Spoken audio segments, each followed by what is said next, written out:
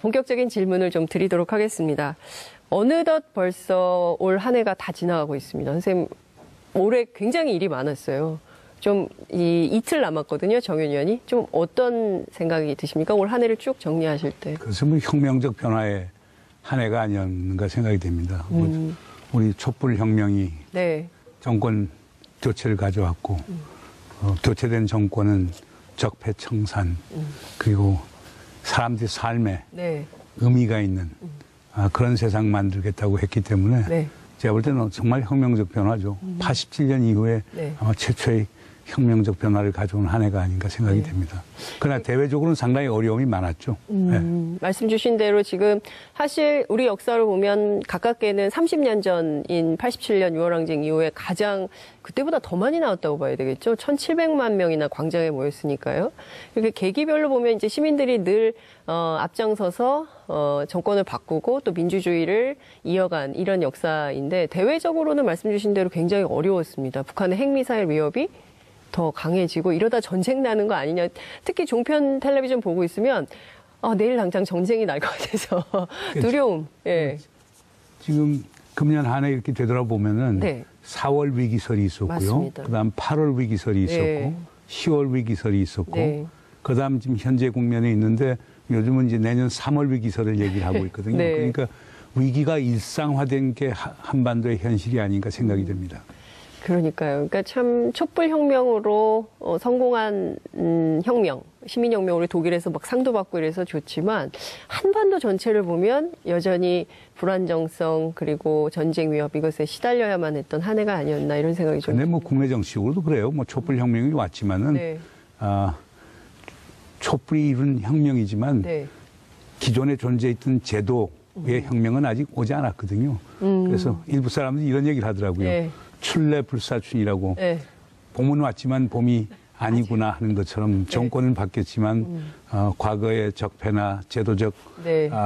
그 기반이 그대로 남아있기 때문에 아직까지 큰 변화를 이루는 데는 시간이 필요한 것 아닌가 생각이 됩니다. 그러니까요. 그러니까 작년에 그리고 올봄까지 이어진 촛불 전국에서 제가 현장에서 생중계를 굉장히 많이 했는데 그때 들었던 얘기는 대통령 얼굴 하나 바꾸려고 우리가 이렇게 나오는 거 아니다. 우리의 삶을 바꾸는, 국민의 삶을 바꾸는 혁명적 변화를 원했는데 말씀 주신 대로 대통령은 바뀌었지만 우리 삶은 아직 좀 갈 길이 멀다. 그렇죠. 그래서 내년이 더 중요한 거 아닌가 이런 생각이 좀 듭니다. 근데 그에 앞서서요. 벌써 2년 전인데요. 한일 위안부 합의와 관련해서 우리 국민들이 굉장히 분노하지 않았습니까? 그러니까 도대체 저렇게 하는 이유가 뭘까? 분명히 이면 합의가 있을 것이다라는 의혹이 있었는데 그때마다 박근혜 정부에서 아니라고 그랬었거든요. 그런데 이면 합의가 있었네요. 교수님 어떻게 보셨습니까? 글쎄요. 외교정책도 네. 정말 국가 안위가 걸린 그 긴급 사항이 아닐 경우에는 네. 투명성이 기본이 돼야 되는 거거든요. 네. 뭐 이면 합의하면 하다라고 얘기를 할 수도 있는 거고 아니면 이면 합의를 그 당시에 윤병세 장관하고 기시다 외무부 장관 할 때 네. 털어놓으면 되는 거거든요. 그 일본 사람들은 이런 거 원한다. 네. 그다음에 윤병세 장관은 우리가 다 수용할 수 없다. 네. 이런 걸 그냥 보내주면 되는데 네. 제가 볼 때는 그걸 이면 합의로 별도로 만들어서 네. 그 국민들에게 어떤 배신감을 준 거는 참 안타까운 일이라고 봐요. 네. 근데 지금 미국의 학자도 그렇고요. 그리고 세계적으로 이 일본군 위안부 문제에 대해서는 큰 관심도 있고 이게 과거사에 대한 사과와 반성이 필요하고 특히 외국 학자들이 더 성노예라는 표현을 쓰는데 그 표현 자체를 쓰지 말자고 합의를 했다는 것에 대해서 국민들은 너무 그러니까 일제 36년 지배받은 것도 서러운데 아직까지도 우리가 일본한테 할 말 제대로 못하는 신세인가? 그러나 이제 이런 생각이 드는 거예요. 이런 분들도 있을 거예요. 네. 근데 이게 우리가 용어를 선정할 때 그 섹스 슬레이브라고 하는 전시 섹스 슬레이브라고 하는 성노예라고 하는 표현이 이제 사실 클린턴 힐러리 클린턴 국무장관이 쓰기 시작하고 유엔에서 이제 쓰기 시작하고 한 건데 근데 그 용어를 쓸 때 또 우리 진짜 위안부 할머니들이 느끼는 감정은 어떤가 하는 것도 생각할 필요가 있겠죠. 그래서 통념적으로는 그냥 일본군 위안부라고 하는 게 받아줬고 그 맥락에서 한일 간에도 협상을 했던 거니까 우리가 성노예라고 하는 건 뭐 제3자 사람들이 학술적으로 쓸 수는 있겠죠. 또 그러나 제가 볼 땐 그런 용어 선정에 좀 신중할 필요가 있지 않느냐. 우리 위안부 할머니들의 인간적 존엄도 있으니까 저는 그런 생각이 좀 들긴 들어요. 예. 그러니까 어쨌든 우리는 당사자이기 때문에 할머님들이 피해자로서 어떤 그 어감에 대한 불쾌감. 그런 생각해 보세요. 저는 그 점에 대해서는 조금 우리가 민감성을 가져야 된다고 봅니다. 그러니까 뭐 하여간 그것이 뭐 그렇게 지금 중요한 이슈는 아니긴 하지만은 그러나 제일 지금 안타까운 거는 왜 그러니까 우리가 이제 비밀 협약이라는 게 우리가 역사적으로 보면 많지 않습니까? 1905년에 카츠럴 태프트 소위 그 비밀 협약 같은 것도 있죠. 그러니까 결국 자 미국은 일본이 조선 반도에 대한 관할권을 인정해 주는 대신에 일본은 미국이 필리핀에 대한 관할권을 인정해 준다는 그 비밀 합의인데 이번에 사실상 그 위안부 문제에 대한 합의가 그 카츠럴 태프트 모델을 땄다라고 하는 얘기도 나오긴 하더라고요. 그런데 그런 건 국가의 전략적 이익과 관련된 거거든요. 심지어 더 나아가서는 뭐 1962년에 김종필 오이라 비밀 메모 같은 것도 그러니까 유상원조 3억으로 아주 무상원조 3억으로 하고 그다음에 무상 2억으로 한다라고 하는 비밀 합의 같은 것도 이런 이건 정부 대 정부에서 할 수는 있는 거거든요. 그러나 위안부 문제 같은 건 피해자가 지금 살아있고 그다음 국민 정서가 있는 건데 이런 것을 일종의 밀실 담판식으로 해서 그런 식의 이면 합의를 한다는 것은 상당히 부적절하다고 볼 수밖에 없겠죠. 그러니까 이걸 통해서 우리가 얻는 국익이 뭔가 별로 없어 보이거든요. 이 이면 합의를 통해서 우리가 얻을 수 있는 정부의 국가의 이익이라는 게 있을 수 없는데 물론 당시 이제 박근혜 정부로서는 뭐 미국의 압력도 있었고 그다음에 이제 북한 핵 문제가 불거져 나오니까 한일 간의 전략적 협력을 해야 된다. 그럼 그거 하기 위해서는 또 한일 정상회담도 해야 되고 그러려면 우리가 또 일본에 주는 게 있어야 되지 않느냐. 이런 시각에서 아마 이런 걸 졸속 처리를 한 것 같은데요. 그건 상당히 부적절한 거죠. 국민 정서가 관련된 거거든요. 그리고 역사 문제라는 게 어떻게 최종적이고 불가역적인 게 될 수가 있겠습니까? 그러니까요. 우리의 집단 기억으로 남아있는 건데. 그리고 그거야말로 다른 어떤 전략적 판단 같은 경우는 대통령 고유의 권한이라고 저는 생각할 수도 있어요. 그건 비밀 협약을 할 수도 있겠지만은 국민 정서가 와닿는 것, 피해자가 지금 살아있는 이런 현실 속에서 그들하고 충분한 협의 또 국민적 합의를 구하지 않고 이런 걸 대통령이 단독으로 했다라고 하는 것은 상당히 그건 수용하기 어렵다고 저는 봅니다. 그렇습니다. 그래서 지금 이 합의를 폐기해야 된다는 여론이 굉장히 들끓고 있는 건데요. 문재인 대통령께서도 절차적으로 내용적으로 중대한 흠결이 있었다. 이제 이런 입장을 어제 밝히셨습니다. 인권 변호사 출신이기 때문에 피해자 중심주의 노선이 분명히 있으신 것 같아요. 그런데 보면 그렇다고 해서 이 협상을 폐기해야 된다거나 아니면 즉각적으로 재협상에 들어가겠다거나 이런 워딩은 또 없습니다. 어떻게 풀어야 될까요, 선생님? 대통령께서 이제 후속 조치를 강구하라고 그랬으니까 후속 조치가 나오겠죠. 그러나 현실적으로 재협상이라고 하는 것은 일본이 재협상에 나와야 될 거 아닙니까? 그렇죠. 일본이 협상에 나오지 않으면 재협상이 가능하지가 않거든요. 그다음 파기라고 하는 용어도 쓰긴 쓰는데 파기, 파기도 그렇게 쉽지는 않을 거예요. 사실상 이번 그러니까 2015년 12월 28일 한일 간 합의라고 하는 건 어떤 점에서는 신사협정이에요. 젠틀먼스 어그리먼트예요. 그렇기 때문에 이게 조약과 같은 법적 구속력은 없기 때문에 파기도 가능할 거라고 봐요. 하지만 그 파기가 가져오는 한일 관계에 대한 영향은 상당히 클 겁니다. 외교라고 하는 건 신뢰가 상당히 중요한 거거든요. 신뢰, 그걸 일방이 타방에 대해서 그냥 일방적으로 파기를 했었을 때 이것이 가져오는 외교적 파장은 상당히 클 거라고 봐요. 그렇기 때문에 저는 지금 양측이 지금 위안부 합의를 하지 않았습니까? 합의를 한 걸 갖고 제일 중요한 건 이행하느냐 이행하지 않느냐 또는 부분 이행을 하느냐 하는 이런 문제가 있을 거거든요. 그러면 사실상 지금 후속 조치를 대통령께서 이제 요청하셨으니까 외교부하고 관련 당사자들 그리고 특히 우리 위안부 할머니들 그리고 또 시민단체들 뭐 정신대 협의회 포함해서 시민단체들이 협의를 해갖고 거기에서 좀 건설적인 아이디어를 낼 수 있지 않느냐 하는 생각도 해봅니다. 그러니까 한편에서는 한일 관계를 정상화시키면서 전략적 경제적 소위 이해를 도모하는 것도 상당히 중요한 국익이고 예. 다른 한편에서는 국민 정서를 사실상 만족시켜주는 것도 상당히 중요한 또 국가의 이익 중에 하나거든요. 그렇습니다. 이 양자를 지금이라도 네. 비교적 늦었지만 네. 그 절충할 수 있는 걸 찾을 수 있지 않느냐. 그러니까 이거는 누가 이제 머리 좋게 해서 나오는 건 아니고 네. 국민적 합의를 구해야 되는 거니까 예. 분명한 토론들이 있어야 되겠죠. 그리고 난 다음에 우리가 일본에 얘기할 건 이번 태스크포스 팀에서 네. 발표한 것은 사실상 네. 우리 자체의 검증이거든 그렇습니다. 말이에요. 예. 그러니까 이걸 갖고 일본하고 어떻게 우리가 협상하느냐 하는 것은 이제 후속 조치를 통해서 국민적 합의도 구하고 네. 그다음 거기서 나올 수 있겠죠. 이런 건 우리가 일본하고 협의할 수 있고 네. 수긍할 수 있는 점도 있죠. 이건 우리가 못하겠다. 일본도 그거 좀 이해해달라고 네. 나가는 방법이 제일 좋은 방법 아닌가 생각하는데 그러나 일본도 배수진을 쳤죠. 일본이 세게 나오고 있어요. 네, 아베 총리 같은 경우는 0.01mm도 양보할 수 없다. 그다음에 뭐 고노타로 외상 같은 예. 경우는 이거 하면 한일 관계는 이제 파탄나는 거다. 예. 이렇게 얘기를 하는데 그러나 하여간 뭐 외교라고 하는 것은 항상 극과 극이 있지만 네. 거기에서 소위 절충점을 찾아내는 게 외교의 묘미란 말이에요. 그래서 그런 점에서는 제가 볼 때는 뭐 이걸 극복할 수 있는 대안도 있지 않은가 이렇게 생각도 해봅니다. 네. 이게 소위 막 닫은 길은 아니다라고 하는 그런 생각을 해봅니다. 막 닫은 길은 아니다.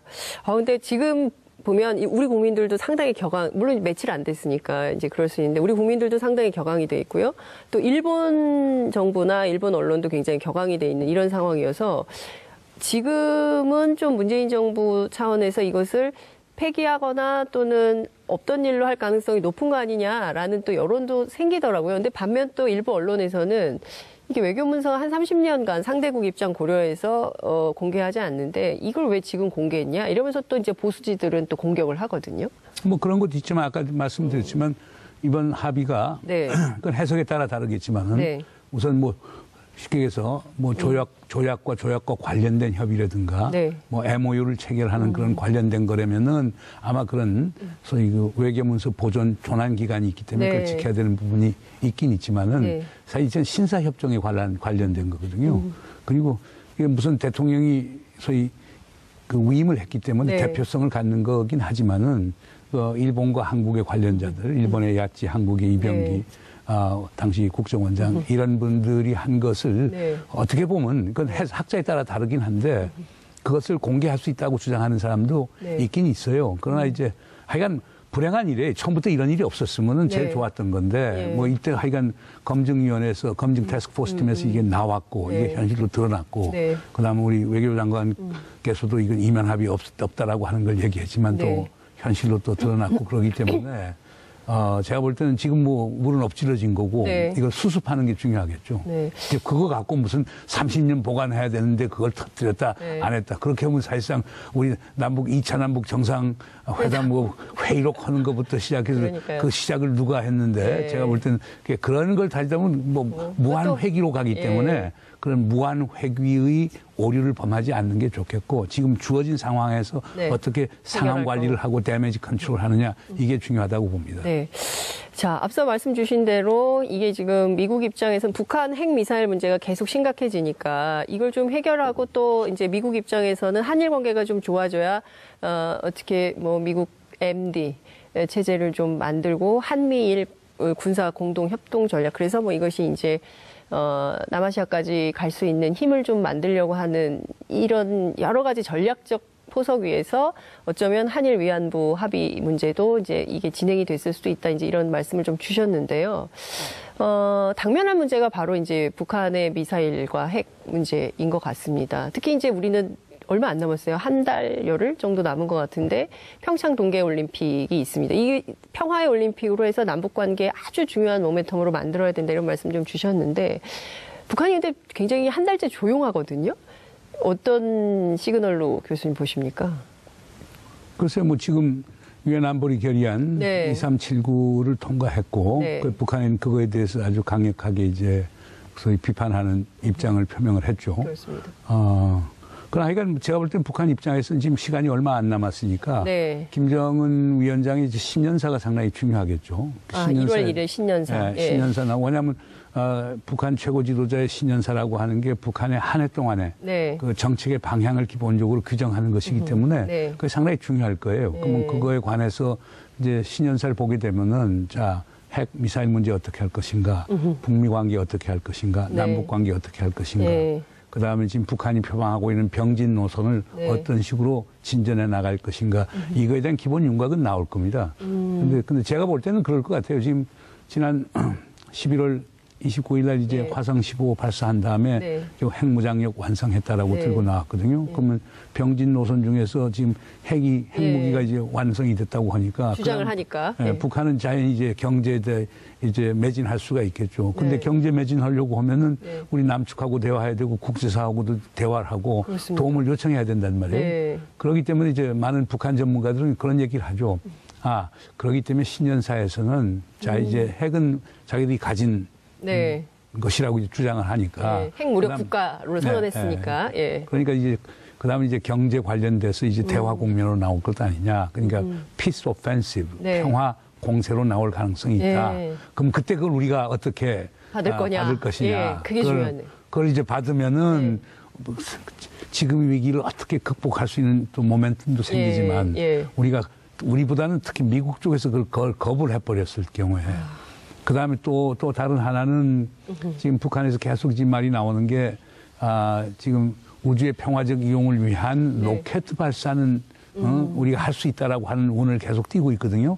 조선중앙통신에서도 그걸 띄고 있고 그다음 노동신문에 띄고 있는데 만약에 그 앞에 얘기했던 두 가지 시나리오 관계없이 세 번째 시나리오는 그것을 만약 로켓 발사를 해버리면 그러면 그건 위안안보리 결의안 위반이거든요. 왜냐하면 탄도미사일 관련된 기술을 활용한 네. 사실상 로켓 발사도 사실상 금지가 돼 있기 때문에 예. 그렇게 되면 미국 쪽에서 다시 또 북한에 대해서 또 제재 압박이 나올 것이고 이러면 상황이 더 꼬일 수가 있거든요. 네. 그냥 지금은 가변적이에요. 그러니까 우선 이제 신년사를 한번 기다려보고 예. 그다음에 이제 북한이 어떻게 나오는 걸 보고 우리가 또 대책을 강구해야 되겠죠.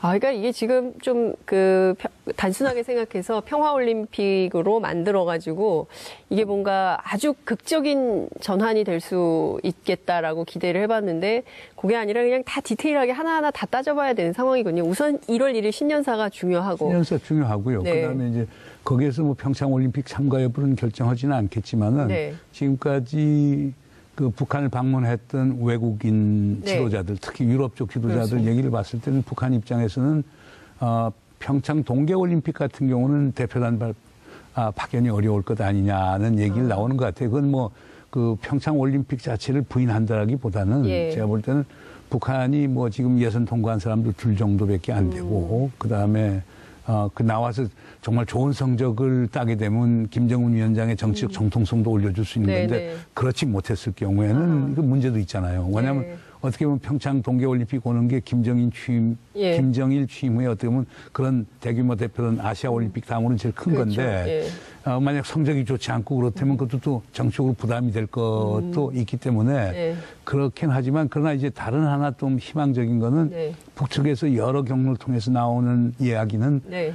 북한이 동계올림픽에 판을 깨지 않겠다라고 하는 얘기를 계속 해왔어요. 판을 그러니까, 깨지 않겠다. 그럼 그때 뭐 그동안에 뭐 군사적 동계 군사 훈련을 한다거나 군사도입을 한다거나 예. 이런 건 안 하겠다는 것을 계속 보여왔기 때문에 예. 그것만으로도 상당히 의미가 있는 거거든요. 예. 거기 더해서 우리 대통령께서 얼마 전에 그 평창 가시면서 네. 이제 말씀하셨지만은 우리가 2월부터 시작되는 네. 동계 한미 연합 군사 예, 연습 및 훈련을 예. 키비졸브하고 파울 이글을 예. 연기하는 거에 대해서 미국 측이 요청했고 미국은 검토 중이라고 네. 그런 발언을 하셨단 말이에요. 만약 그렇게 우리가 그런 식으로 이제 하게 되면은 네. 저는 북측도 뭐 화답할 거 아닌가 봐요. 북측도 동계 군사 훈련 같은 걸 중단하고 그런 식으로 북한도 자제를 하고 네. 그다음 핵미사일 핵실험이라든가 미사일 시험 발사도 자제를 하게 되면은 네. 북측도 자발적으로 자제하고 우리도 한미 간에 자발적으로 자제를 하게 되면은 네. 이런 것들이 꼭 쌍중단은 아니지만 네. 이런 것들이 하나의 남북한 또는 북핵 문제 해결을 하는데 상당히 좋은 전조로 볼 수 있는 것 아닌가 생각이 됩니다. 네. 그러나 그것이 온다고 또 한반도의 평화가 오는 건 아니고요. 네. 그걸 계기로 해서 그러면 자연히 뭐 남북한 간에 이제 당국자 회의도 좀 해보고 네. 그러면서 또 남북한 간에 이제 그 유엔 안보리 제재 결의안의 틀 안에서지만 네. 남북한의 그 비정부 간 그 네. 교류 협력 같은 걸 활성화시키면서 그렇게 하면 국면 전환의 어떤 새로운 그 가능성을 우리가 탐색할 수 있지 않은가 봅니다. 그러니까 모든 상황이 굉장히 가변적이어서 굉장히 조심스럽고 뭐 그렇긴 한데요. 어찌됐든 이제 우리가 먼저 미국 측에 요청을 해서 일종의 이제 올림픽 기간에 올림픽 휴전 정신, 뭐 협정, 뭐 이런 것에 따라서 이제 유엔에서도 그 결의안이 통과됐기 때문에 평창 동계올림픽 기간에는 이제 그런 훈련이나 이런 것을 하지 않는다 하더라도 이 대북 제재가 있을 때마다 북한은 핵과 미사일 실험으로 일종의 이제 반격을 해온 셈인데 이번 결의안에 대해서는 그냥 참고 넘어갈 가능성이 높다 이렇게 보시는 겁니까, 교수님? 그래서 그걸 제가 모르겠어요.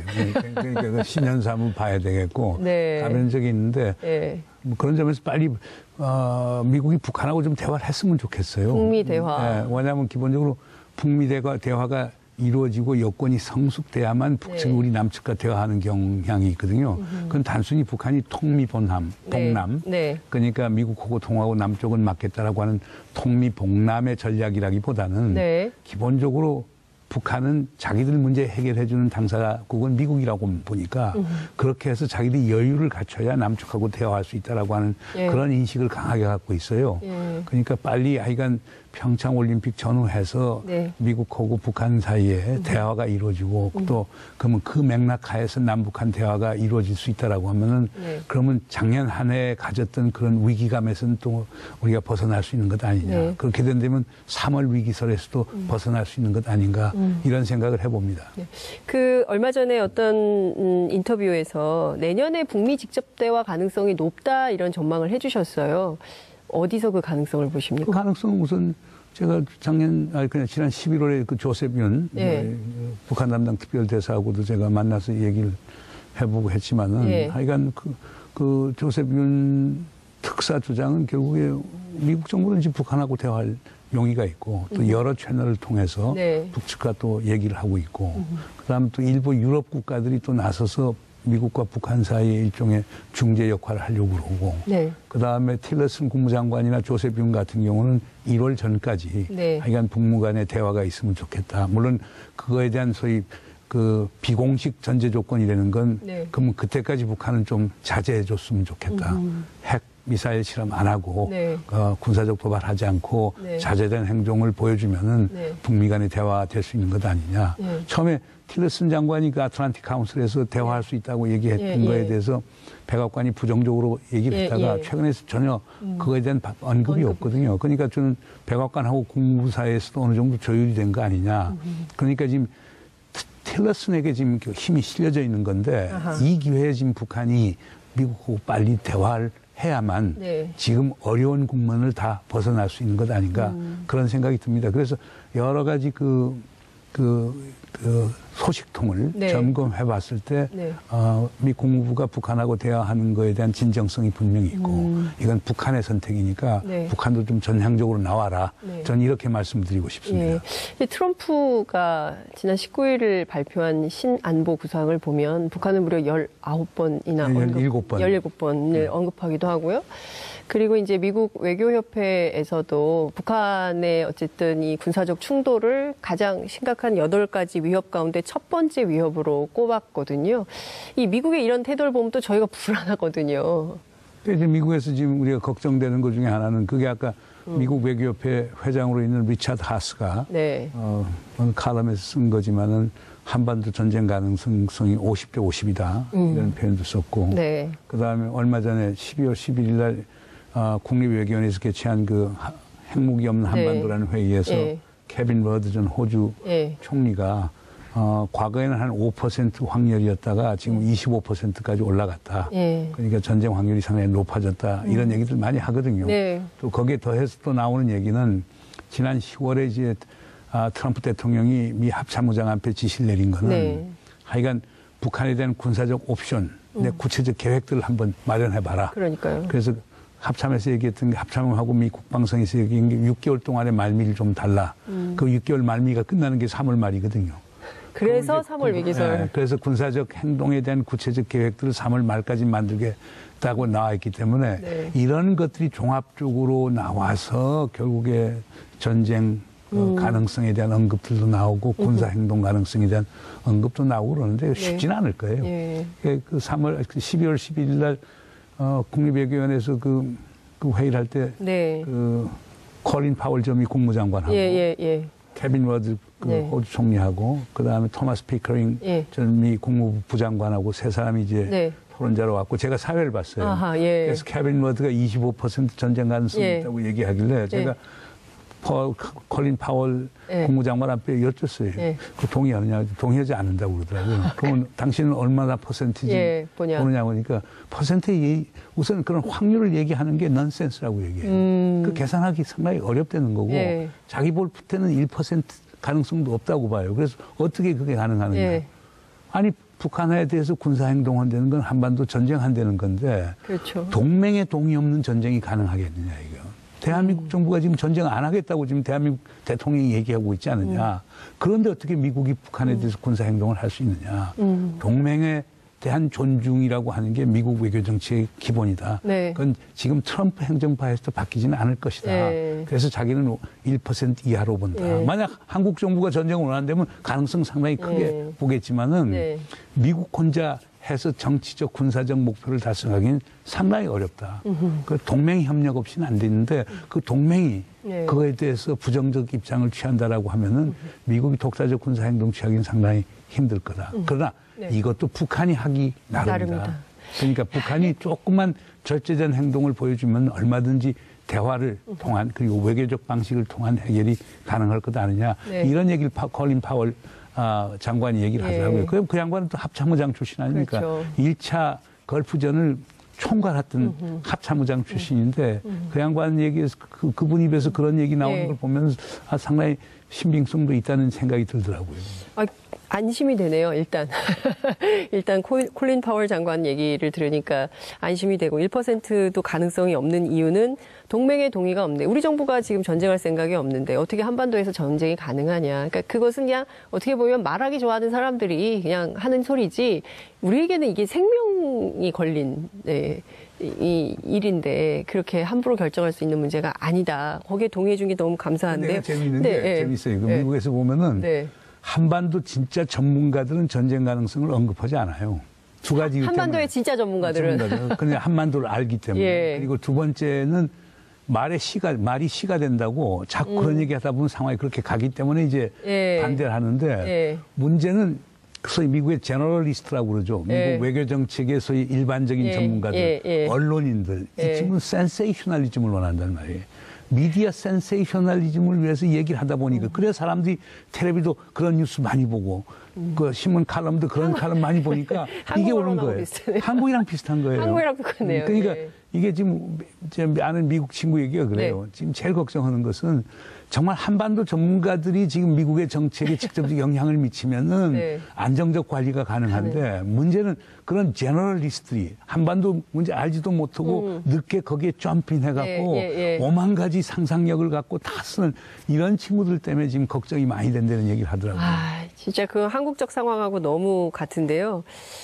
이 상황 관리를 이제 그 민주사회에서 이게 저희가 관리를 할 수가 없지 않습니까? 막 얘기하는 사람들 당신 그만 얘기해 이럴 수 없기 때문에 어쨌든 적당하게 걸러듣는 판단력 이런 게 굉장히 중요할 것 같다는 생각이 드는데 오늘 선생님 말씀을 아마 우리 시청자 여러분들께서 귀담아 들으시면 판단에 아주 중요한 근거가 될 것 같다 이런 생각이 좀 듭니다. 전쟁 난다는 말에 휘둘리지 맙시다. 그렇습니다. 네, 그런 생각이 좀 듭니다. 북한이 평창에 오는 게 굉장히 중요할 텐데요. 오면 좋겠어요. 그런데 오지 않을 가능성이 있다 이런 말씀을 좀 주셨는데요. 2014년 우리가 그 인천 아시안게임 할 때 북에서 3인방이 오지 않았습니까? 고위급 3인방이 왔는데 당시 박근혜 정부가 만나지 않았거든요. 그래서 그냥 돌아간 적이 있습니다. 선수단이 됐든 뭐 응원단이 됐든 아니면 북측의 관계자들이 됐든 만약에 온다면 우리 정부가 어떻게 해야 된다고 보십니까? 그 이전에 네. 그러니까 2014년 10월부터 시작해서 2015년 11월까지 예. 난 이 기간이 사실상 남북 관계 골든 타임이었다고 생각이 됩니다. 2014년 10월에 네. 그 북한의 3인방이라는 황병서, 최혜리, 최룡해, 김양건 셋을 보냈단 말이에요. 네. 그래서 엄청나게 대화를 하려고 그러는데 사실 안 만났거든요. 근데 그 작품들을 결국에 북한에서 이제 남북 관계를 많이 했던 원동현이니 그다음 맹경일 이런 사람들이 쭉 해왔던 네. 건데 거기에서 결국에 큰 돌파구를 못 찾았어요. 네. 그다음 2015년 신년사에서 김정은은 뭐라고 얘기하느냐. 정상회담까지도 못할 이유가 없다. 이렇게 들고 나왔단 말이에요. 맞습니다. 그리고 그러다가 이제 2015년 8월 6일 날 결국에 목함질의 사건이 나면서 남북 관계가 또 위기로 갔어요. 네. 그래서 그 다음에 또 북한에서는 결국에 황병서하고 김양건이가 나오고 네. 우리는 이제 김관진 안보실장하고 홍영표 장관이 가서 8월 25일 날 목함질에 관련된 합의를 했거든요. 네. 그건 저는 상당히 중요한 합의라고 보거든요. 그때 그것을 이행해 나가면서 네. 그리고 금강산 같은 거 부분 재개를 했다라고 하면은 지금 이 상황이 안 왔을 거예요. 근데 그렇지 않고 2015년 10월 그거 다 해놓고 8월 목함질에 합의해놓고 네. 10월 17일 날 미국 가셔갖고 우리 대통령께서는 미국하고 별도로 북한 핵을 규탄하는 성명서 채택하고 11월 달에 남북 차관급 회의할 때 북한에서 이산가족 재상봉하면 네. 우리도 결국에 금강산 재개하는 그 가능성을 비춘 걸로 이제 그들은 생각해서 그걸 푸시를 했단 말이에요. 네. 그런데 우리 정부에서 그건 전혀 대상이 없다. 그건 교환관계가 아니다. 이렇게 나오면서 그다음 어떻게 됐습니까? 12월 28일 날 결국에 김양건 비서 결국에 뭐 하여간 사망했고 그리고 그 다음에 1월 6일 날 핵실험을 했단 말이에요. 네. 그러니까 제가 볼 때는 2014년 10월부터 2015년 11월 차관급 회담 사이에 네. 여러 가지의 그 골든 타임. 오퍼추니티 예, 그러니까 기회가. 아주 황금의 기회가 있었는데 이걸 다 내치면서 지금 상황까지 온 것 아닌가 봅니다. 왜냐하면 2016년 1월부터 결국 모든 상황이 악화가 되기 시작했거든요. 그래서 그런 점을 생각한다라고 하면 참 이게 너무나 안타깝다는 얘기를 하고요. 그 아까 우리 장 기자께서 하신 질문에 대해서는 당연히 북쪽에서 저는 겁니다. 아무리 선수단 숫자가 적더라도 평창 동계올림픽 보내고 3월 달에 장애인 올림픽 다 보내야 된다고 저는 봅니다. 그리고 보내게 되면은 장애인 남북한 간의 당국자 접촉이 생기게 되겠죠. 그래서 당국자 회담 빨리 지금 재개하고 지금 지난 7월에 우리가 재개한 게 두 가지 아닙니까? 적십자 회담하고 군사회담 재개한 거 있는데 그걸 빨리 가동을 시키고 그리고 남북 관계가 어느 정도 정상화돼야 한반도의 위기를 막고 전쟁을 막을 수 있는 것 아닙니까? 그래서 그런 의미에서 결국에 평창올림픽이 평화올림픽이 될 수 있는 거거든요. 우리가 평창올림픽을 평화올림픽이라고 하는 건 두 가지 의미가 있는데 아주 협의의 의미는 결국에 뭐냐. 평창올림픽 기간 동안에 큰 군사적 불상사 없이 평화롭게 지낼 수 있는 것도 평화올림픽이고 두 번째 광의의 평화올림픽은 그 평화올림픽을 계기로 해서 남북한 간의 당국자 회의가 열리고 남과 북이 전부 다 도발적인 또는 긴장을 조성하는 군사 행동 같은 것을 자제하고 그러면서 그것이 결국에 북한 핵 문제 해결하는 어떤 단초를 제공할 수 있다라고 하면은 저는 그거야말로 진정한 의미에서 평화올림픽이 아닌가 생각이 됩니다. 문재인 대통령께서 생각하는 평화올림픽은 사실 후자예요. 그래서 평창올림픽 계기로 해서 남북대화 북미대화 또 열리게 되고 그러면서 결국 한반도의 평화 안정 그리고 북한 비핵화를 위한 실질적인 대화 협상이 이루어지길 원하는 게 대통령의 희망사항인데 그렇게 될지는 저는 아직은 장담을 못 하겠습니다. 우리 정부가 좀 적극적으로 노력해서 그런 상황을 좀 만들 수는 없을까요? 우리 정부가 엄청 노력을 하고 있죠. 그런데 우리가 정부가 노력을 하는데 북한이 나오지 않고 있죠. 그다음 미국, 일본은 계속 지금은 대화할 때가 아니라고 얘기하죠. 중국은 역부족이죠. 러시아만 조금 역할을 할 수 있는데 러시아도 기본적으로 한계가 있죠. 그러니까 우리 대통령께서는 우리 운전석에 앉고 싶다고 얘기를 했고 지금 그런 노력을 많이 하고는 있습니다. 그러나 여건이 성숙되지 않은 데서 오는 기본적 제약이 있다라고 하는 것은 우리가 인정을 해야 될 것 같습니다. 생각해보면 2005년 9.19 공동성명, 9.19 공동합의가 나올 때만 하더라도 정말 한반도의 운명은 우리 정부가 상당히 주도를 하는 느낌을 받았었거든요. 그러니까 베이징에 가서 취재해 볼 때 이렇게 보면 우리 정부가 막 하는, 그러니까 일종의 발언력 같은 게 있었어요. 그래서 이제 북한에 대해서도 미국에 대해서도 또 이제 일본 계속 딴지 걸지만 그래도 다 발언력이 있었는데 어떻게 하다 보니까 우리가 너무 발언력도 없고 우리의 운명을 정말 외세에 의해서 막 끌려다니는 이런 상황이 지난 9년간 된 거 아닌가 이런 생각이 좀 들어서 너무 안타깝고 보니까 내년이요. 이제 한 며칠 안 남았는데 남북이 단독 정부를 수립한 70년이더라고요. 그러니까 그 사이에 우리가 해방은 했지만 남북이 갈려서 전쟁도 하고 남한은 또 이제 군부 독재 오랫동안 물론 이제 민주화 운동도 하긴 했지만 이런 질곡의 역사를 좀 끝내고 새로운 좀 평화의 시대로 가기 위한 이래야 좀 비전이 생길 것 같아요. 그렇지 않으면 계속 날마다 이 전쟁이 나는 거야 안 나는 거야 라면을 사야 돼 말아야 돼 이런 걱정을 하면서 살 수밖에 없지 않나 싶은데요. 선생님 이제 시간이 다 돼서 끝으로 좀 어떤 평화 비전을 우리가 갖고 가야 될까요? 선생님? 그건 문재인 대통령이 아주 잘 짚으신 것 같아요. 그러니까 지금은 통일을 얘기하기보다는 평화를 얘기할 것이고 그 과정으로서의 평화를 얘기하죠. 그럼 평화를 가져오는 최선의 방법은 결국에 뭐냐. 대통령 경제에서 찾거든요. 경제. 남북한 경제 공동체가 만들어지면은 평화는 절로 생길 수 있는 것 아니냐. 평화가 오면은 통일의 가능성은 그만큼 높아지는 것 아니냐. 이런 생각을 하는데 근데 여기에 모든 핵심은 남북한 관계예요. 남북한 관계가 좋아지면은 그리고 남북한 간의 군사적 긴장이 완화가 되면은 우리가 한미동맹에 그렇게 연연할 필요가 없거든요. 그럼 한미동맹이 그렇게 연연하지 않으면 한중 관계가 나빠질 이유가 없었지 않습니까? 그리고 한중 관계가 그렇게 좋아지게 되면은 중국이 북한과의 관계도 좋아질 수밖에 없거든요. 그렇죠. 그러면 그 맥락 속에서 북한과 미국 관계도 좋아질 수밖에 없다 이렇게 보는 거거든요. 그러면 자 한미, 북미, 남북, 한중, 북중 이런 양자 관계가 선순환 관계를 만들면서 한반도의 평화 안정을 가져올 수 있다고 보거든요. 그러니까 지금 어떻든 간에 지금 우리가 모든 노력을 경주해야 될 것은 북한이 지금 핵 능력이 엄청나게 강화됐음에도 불구하고 남북 대화의 가능성을 계속 모색해야 된다. 그리고 한반도의 긴장을 완화해야 그래야 우리가 주도적으로 운전석에 앉아서 한반도의 운명을 우리 스스로가 결정할 수 있다. 이렇게 봅니다. 그런 점에서는 상황과 여건이 어렵긴 하지만은 북한과의 대화를 지속적으로 모색해야 된다. 이 말씀을 드리고 싶습니다. 중국 얘기 조금 여쭤볼게요, 선생님. 이게 좀 비본질적인 이슈가 화제가 됐어요. 혼밥이네, 홀대론이네. 이게 우리 언론이 좀 과하게 보도한 측면 있다고 좀 보여지지만 어쨌든 4가지를 합의를 했습니다. 그중에 제일 중요한 게 한반도에서 전쟁은 절대로 안 된다라는 점에 합의했다는 것 같은데요.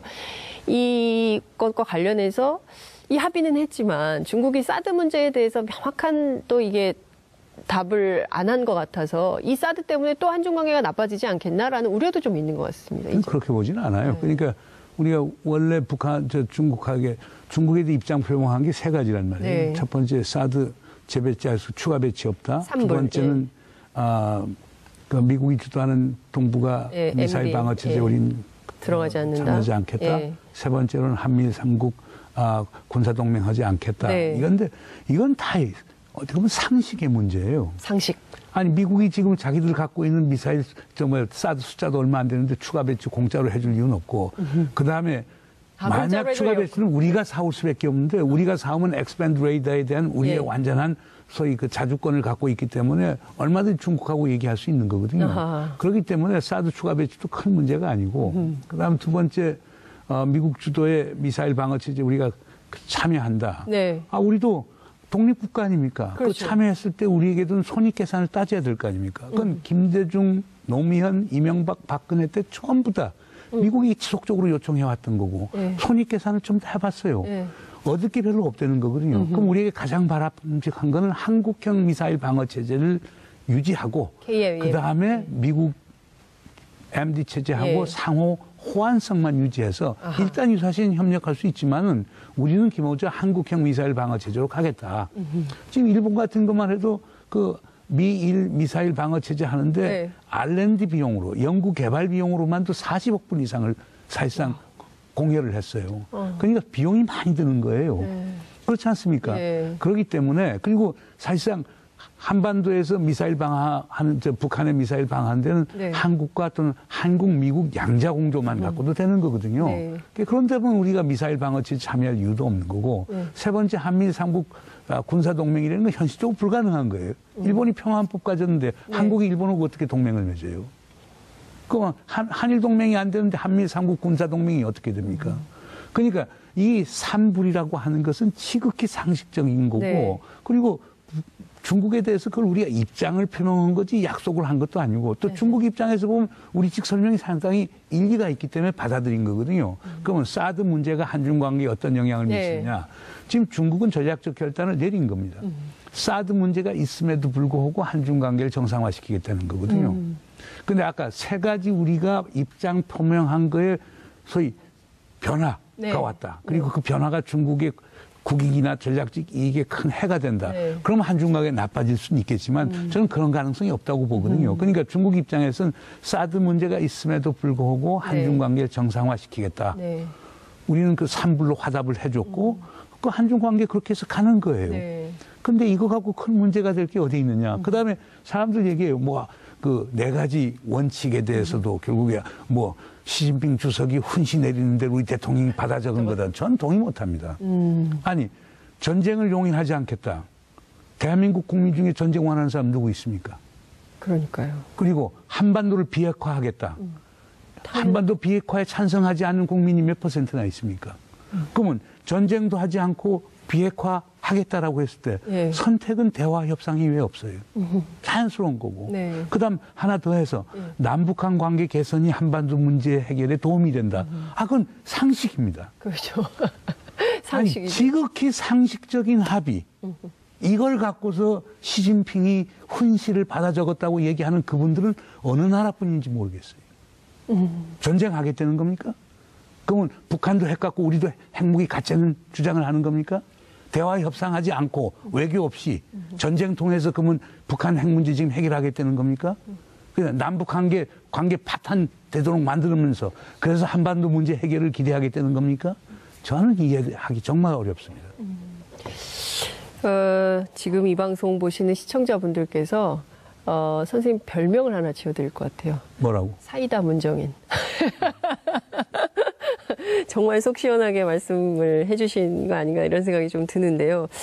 자, 이제 그 평화냐 전쟁이냐 늘 그 갈림길에 있었던 순간들이 아닌가 싶고요. 이제 평창올림픽 같은 경우에도 그래서 더욱더 간절한 측면이 있는 것 같고요. 이제 북한 상황 관리를 하고 경제 문제로 우리가 돌파구를 열어야 된다는 것은 아마도 이 너무 좁은 나라에서 남북 관계가 좀 개선이 돼야 우리가 저 시베리아 열차 타고 유럽 가는 거 한번 해보면 어떠냐. 애들 이제 수학여행 막 기차 타고 유럽 가고 막 이런 걸 좀 한번 해보자. 이런 꿈의 한반도 이거 불가능한 거냐. 그렇지 않다. 좀 한번 해볼 수 있겠다. 이런 기대를 좀 하면서요. 문재인 정부의 외교가 굉장히 보폭이 넓어진 것 같아요. 옛날에는 아세안 별로 신경 안 썼던 것 같거든요. 이 의미도 굉장히 클 것 같습니다. 그래서 우리 문재인 대통령께서는 결국에 이런 그 생각을 하셨죠. 그러니까 우리 외교부 하면은 보통 사람들이 얘기하는 게 한미동맹부라고 해요. 또는 사강 외교부라고 얘기를 하거든요. 맞습니다. 물론 이제 한미동맹 중요하고 사강이 상당히 중요하지만 우리의 외교적 공간을 넓혀나가는 데는 그것만 갖고는 되지 않는다. 그래서 기본적으로 기존 사강 외교도 잘 해나가면서 거기에 더해서 북방 외교, 신북방 외교를 하자. 즉 러시아라고 하는 큰 대륙에 새로운 생존과 번영의 공간을 좀 열어보자라고 하는 걸 했고 그것뿐 아니고 남쪽으로 가서 아세안 국가들 포함해서 심지어 인도까지 포함한 신남방 외교를 펴자. 그래서 사강 외교의 틀 속에서 그러니까 사왕 외교와 더불어서 결국에 신북방 외교, 신남방 외교를 하면서 외연이 넓혀진 그러한 포괄적 외교를 하자라고 하는 게 문재인 대통령의 기본적인 외교 구상이에요. 그러니까 그런 점에서는 과거보다는 훨씬 소위 북방과 남방의 역점을 많이 두고 있으면서 그렇다고 해서 무슨 사강 외교를 소홀히 하겠다는 건 아니에요. 그래서 이걸 포괄적으로 열어나가면서 네. 보다 중용이 있는 또는 예. 균형이 잡힌 그런 외교를 하겠다는 게 문재인 대통령의 기본 구상이시죠. 저는 이 외교 노선이 앞으로 한반도의 면적이 더 넓어지는 것. 옛날에 막 그런 얘기 했었잖아요. 뭐 FTA로 한반도 지도가 커진다 뭐 막 그런 얘기 했었는데 그때 그게 잘 와닿질 않았는데 이 외교 정책이 발표되면서 아 우리가 좀 이렇게 넓어지는 느낌을 좀 받았었거든요. 지금 과거에는 그걸 무슨 우리의 경제 영토가 넓어진다고 경제 영토가 넓어진다 그런데 그건 상당히 트럼프식 구상이죠. 그러니까 트럼프식 구상. 그냥 우리 고사의 공생 공영의 공간이 넓어진다라고 하는 게 중요하겠죠.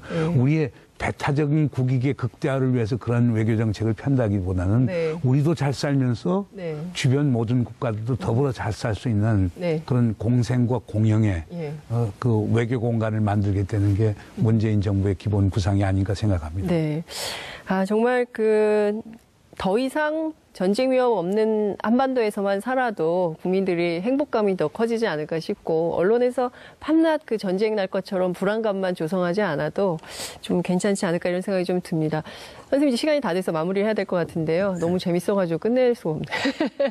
마지막으로 이 북한 당국에도 꼭 하시고 싶으신 얘기가 있으실 것 같아요. 아마도 이제 저희 방송을 전 세계가 다 주목을 하고 있기 때문에 이 북한 당국자들도 선생님의 메시지를 통해서 좀 점검해야 되는 영역이 있을 것 같습니다. 북한이 미국에 너무 치중을 하는 것 같아요.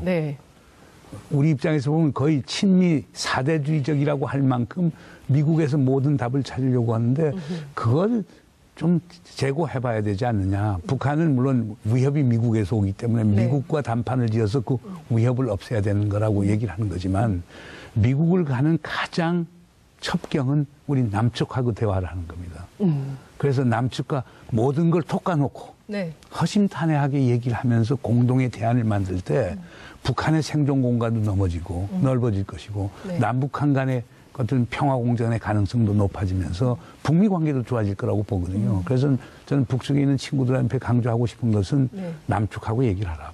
북쪽도 얘기하지만 그냥 북미 관계도 중요하지만 남북 관계도 같이 중요하다는 것을 깨닫고 이제는 남측하고 대화의 장으로 나와라. 이걸 제가 북측에 있는 친구들에게 전하고 싶습니다. 네. 들을 겁니다. 볼 거고요. 북에서 이 메시지를 듣고 평창에 오지 않을까 이런 생각을 좀 해봅니다. 오늘 선생님 말씀 너무 잘 들었습니다. 다음에 또 한번 모실게요. 네, 나와주실 거죠? 네, 생각해보고요. 선생님 말씀 잘 들었습니다. 고맙습니다. 네, 수고하십시오. 본격적인 질문을 좀 드리도록 하겠습니다.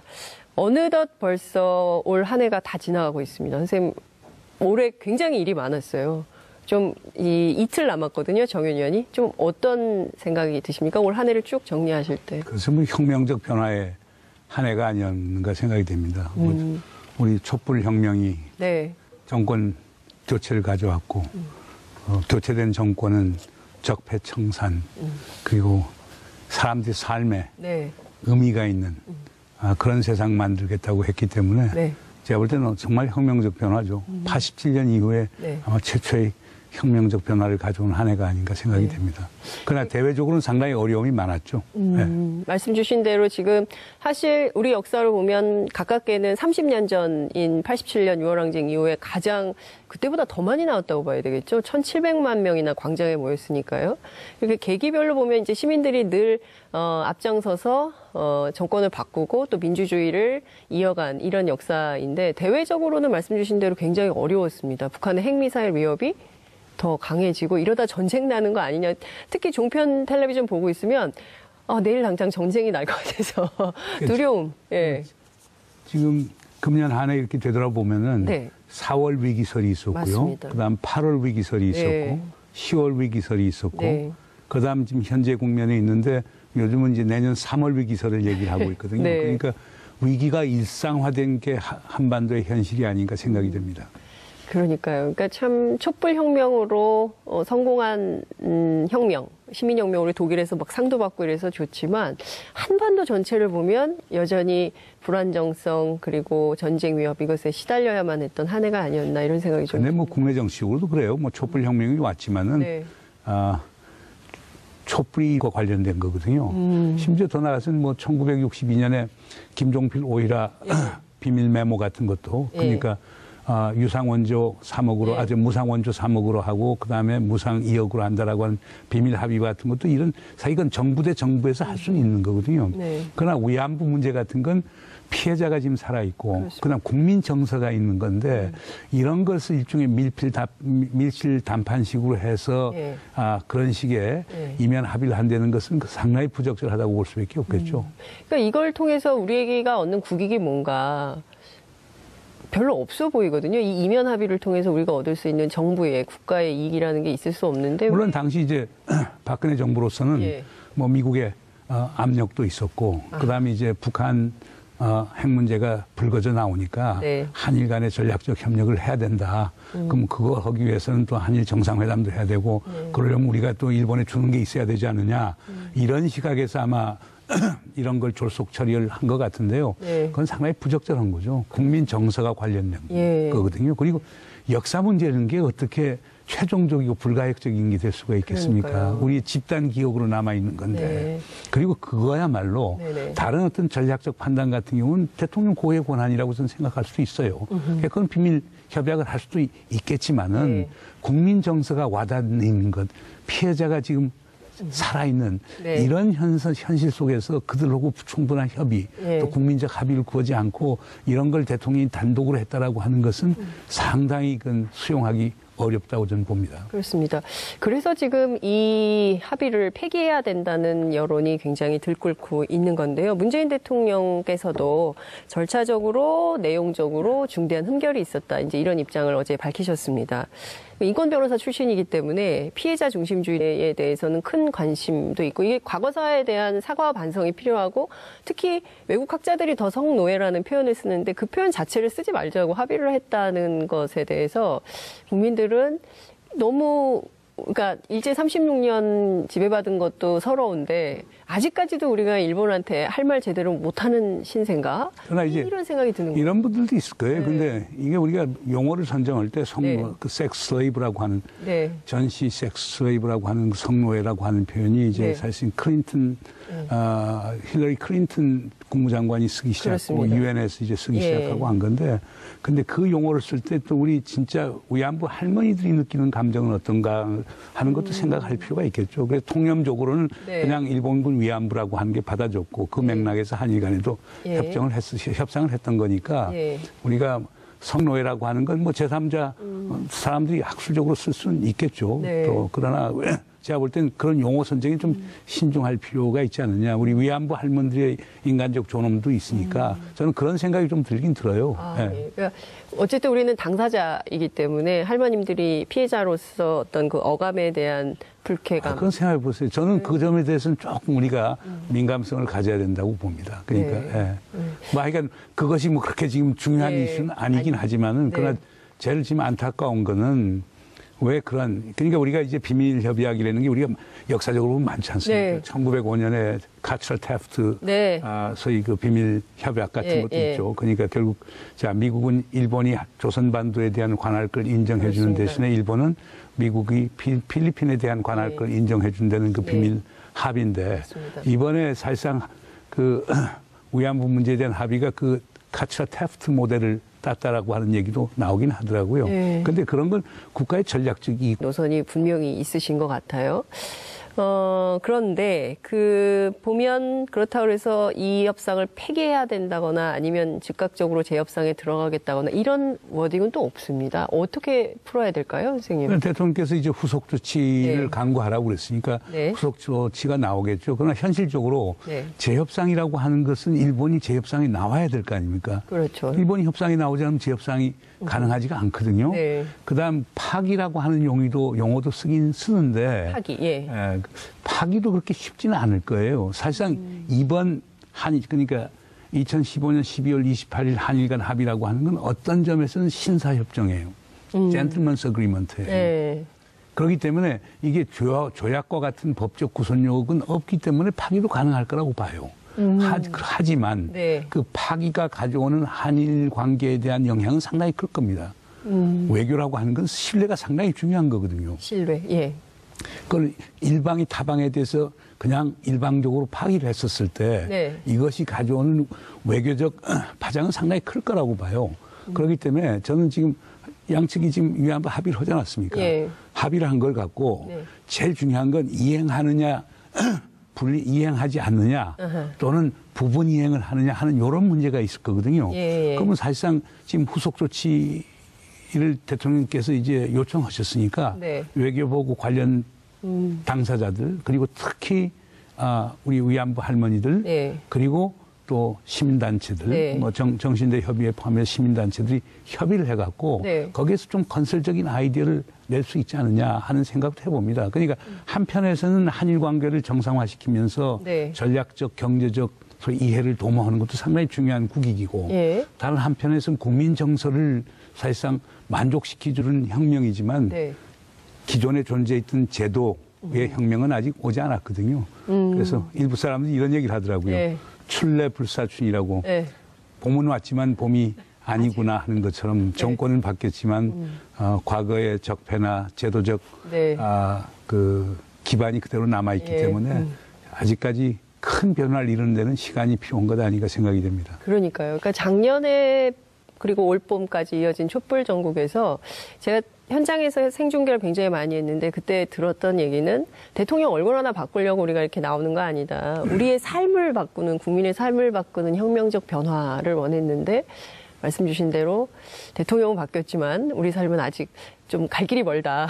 그렇죠. 그래서 내년이 더 중요한 거 아닌가 이런 생각이 좀 듭니다. 근데 그에 앞서서요. 벌써 2년 전인데요. 한일 위안부 합의와 관련해서 우리 국민들이 굉장히 분노하지 않았습니까? 그러니까 도대체 저렇게 하는 이유가 뭘까? 분명히 이면 합의가 있을 것이다라는 의혹이 있었는데 그때마다 박근혜 정부에서 아니라고 그랬었거든요.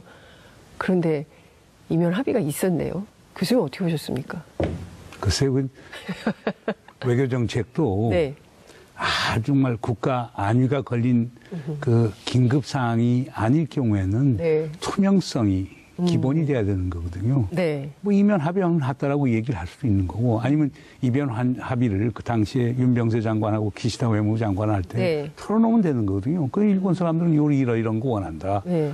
그다음에 윤병세 장관은 우리가 다 수용할 수 없다. 네. 이런 걸 그냥 보내주면 되는데 네. 제가 볼 때는 그걸 이면 합의로 별도로 만들어서 네. 그 국민들에게 어떤 배신감을 준 거는 참 안타까운 일이라고 봐요. 네. 근데 지금 미국의 학자도 그렇고요. 그리고 세계적으로 이 일본군 위안부 문제